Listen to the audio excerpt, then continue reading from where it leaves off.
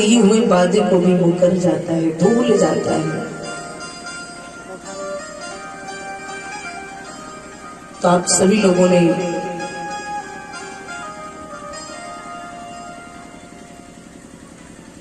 कल की कथा को श्रवण किया।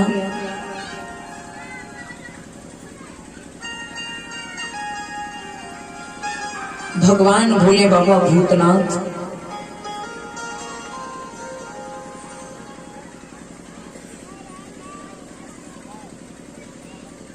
जो भगवान भोले बाबा से मैया सती, जो भोले बाबा ने मैया सती को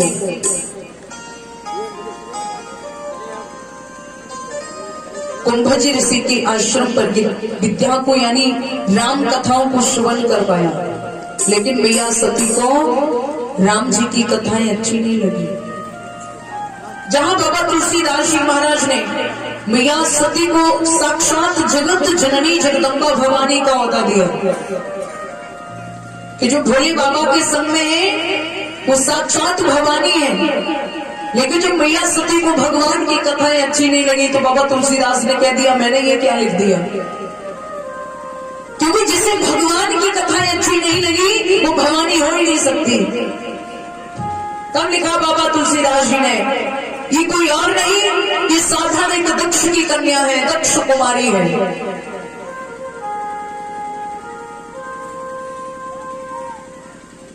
तो परीक्षित महाराज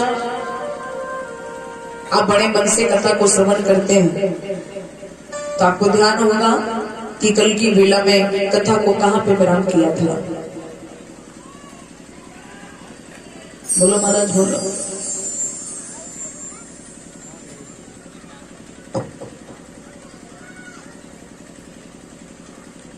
कोई बात नहीं परीक्षित महाराज, हो जाता है, रात गई तो बात गई है।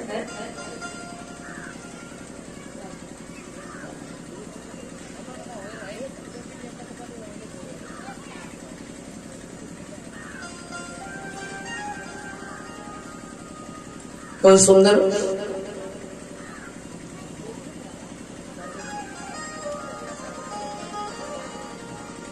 लेकिन महाराज आज की तो कोई बात नहीं, लेकिन आज से आपको ध्यान रखना पड़ेगा, ठीक है? हाँ, क्योंकि कभी कभी ऐसा होता है हम भी कथा कहते कहते भूल जाते हैं, तो आपको ही ध्यान लगाना पड़ेगा।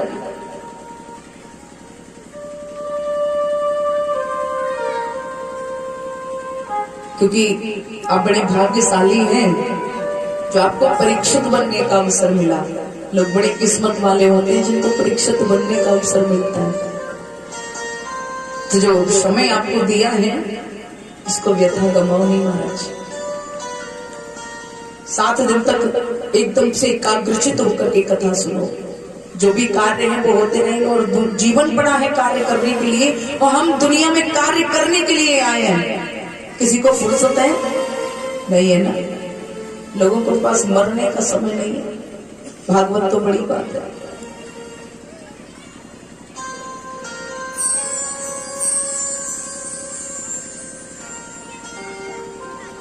जहां भगवान भोले बाबा ने मैया सती से कहा कि अगर तुम्हें राम जी के ऊपर विश्वास नहीं है कि राम है तो तुम जाकर के इनकी परीक्षा ले आओ। तो मैया सती राम जी की परीक्षा लेने गई। राम जी ने मैया सती को पहचान लिया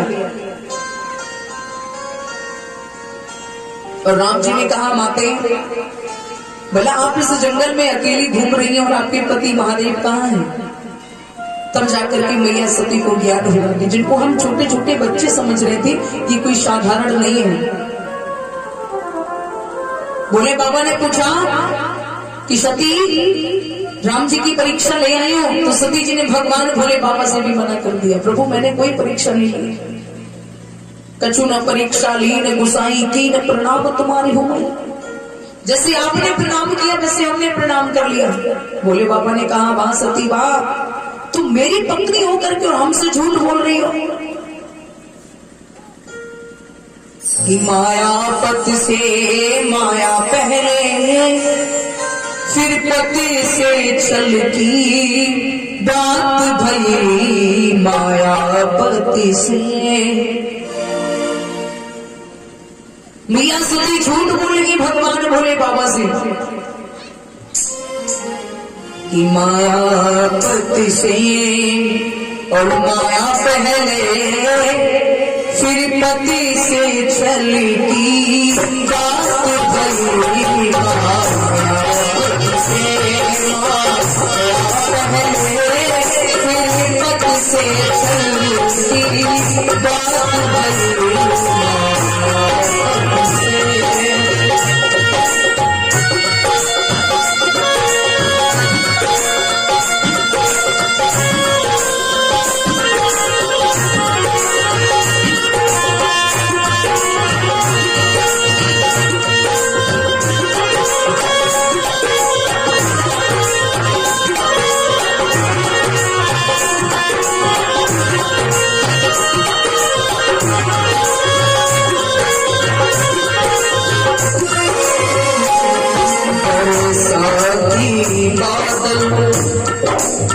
पहले फिर पति से चलती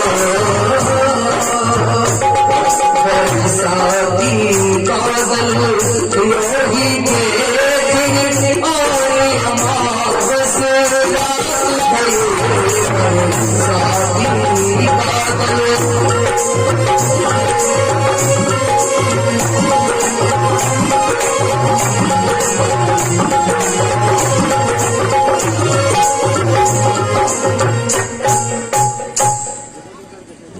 कि मायापति से माया पहले फिर पति से चल की बात भई बरसाती ही बादल यूं ही थे फिर और अमावस रात भई।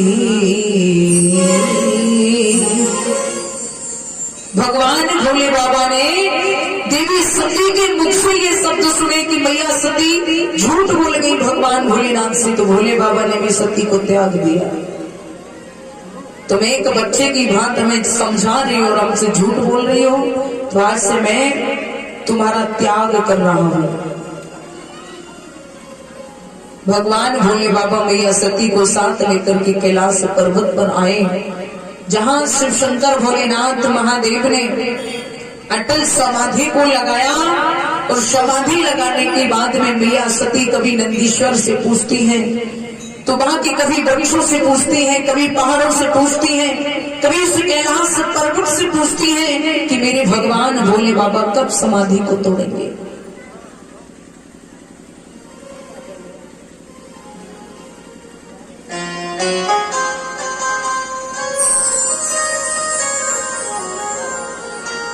आज मेरी भगवत बताओ,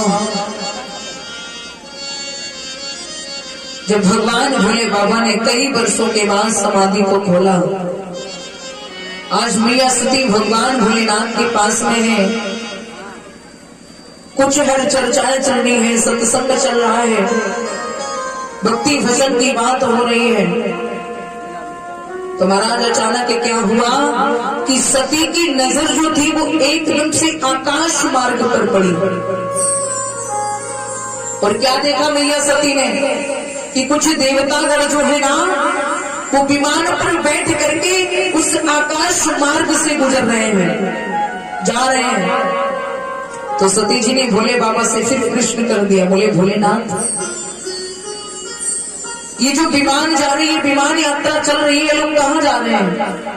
तो भोले बाबा ने कहा, देवी मैं क्या जानू ये कहाँ जा रहे हैं? अरे अभी अभी तो मैं समाधि से मुक्त हुआ हूँ, ये तो तुम जानो कि ये कहाँ जा रहे हैं। नहीं नहीं प्रभु, ये तो आपको पता है कि ये कहाँ जा रहे हैं। तो भोले बाबा ने कहा, देवी अगर तुम ये जानना चाहती हो कि ये कहाँ जा रहे हैं, क्या तुम सुन पाओगी?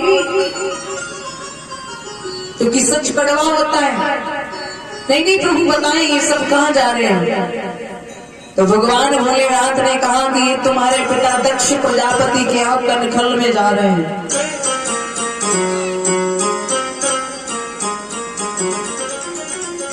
जब ये कहा कि कनखल में जा रहे हैं, तो मैया सती कहने लगी, भोलेनाथ कनखल में मेरा तो पीहर है, और ये कनखल में भला क्या करने जा रहे? बोले तुम्हारे पिता दक्ष प्रजापति ने यज्ञ किया है, उस यज्ञ में ये मिलने जा रहे हैं, शामिल होने जा रहे हैं।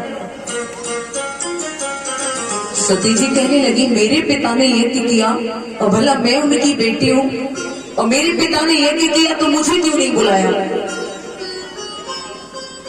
प्रभु समझाओ, ऐसा हो नहीं सकता कि एक पिता अपनी बेटी को ना बुलाए।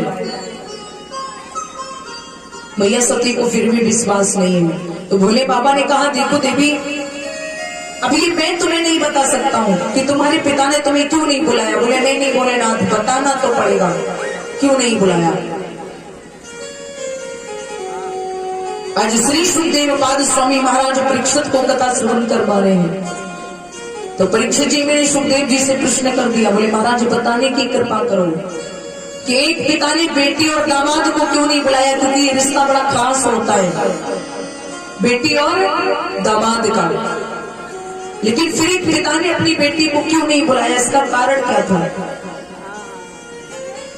तो श्री सुखदेव पाद कहते हैं राजन परीक्षित, एक बार भगवान भोले बाबा जब कनखल ने से दक्ष प्रजापति को एक पद मिल गया, और जब सिंहासन किसी को महाराज छोटी पूरी कुर्सी मिल जाए तब तो लोगों का अभिमान हो जाता है। उसे तो बड़ा सिंहासन को प्राप्ति हुई है, तो उसके सम्मान के लिए वहां सभी को आमंत्रित किया गया। वहां भगवान भोले बाबा भी आए, ब्रह्मा जी भी आए, भगवान विष्णु भी आए। तो जैसे ही दक्ष प्रजापति को आते देखा तो सब दक्ष प्रजापति के सम्मान में खड़े हो गए, लेकिन ब्रह्मा विष्णु महेश ये तीनों देवता खड़े नहीं हुए। अब खड़े नहीं हुए, दक्ष प्रजापति ने जब देखा कि सब खड़े हैं और ब्रह्मा जी भी नहीं खड़े हैं और भगवान विष्णु भी नहीं खड़े, बोले ये तो बाहर के लोग हैं, पर इसमें जो बैठा है ना ये तो मेरा अपना दामाद है, इसने भी मेरा कोई सम्मान नहीं किया। तो वहां दक्ष प्रजापति ने भगवान भोले बाबा को बहुत कुछ कहा है, बुरा भला कहा है। यहाँ तक कि लिखा कि भगवान भोले बाबा को उसने बहुत अपमानित कर दिया। जो साथ में गढ़ थे युद्ध करने के लिए तैयार हो गए। भोले बाबा ने कहा ठहर जाओ, वो जो कुछ कह रहे हैं वो ठीक है, मैंने गलती की है तो हमें सुनना भी पड़ेगा। भगवान के गणों ने कहा बोले प्रभु आपकी बुराई सुनना तो दूर, में आपके बारे में कुछ शब्द नहीं सुनना चाहता हूँ। तो भगवान भोले बाबा उन गणों को साथ लेकर के चले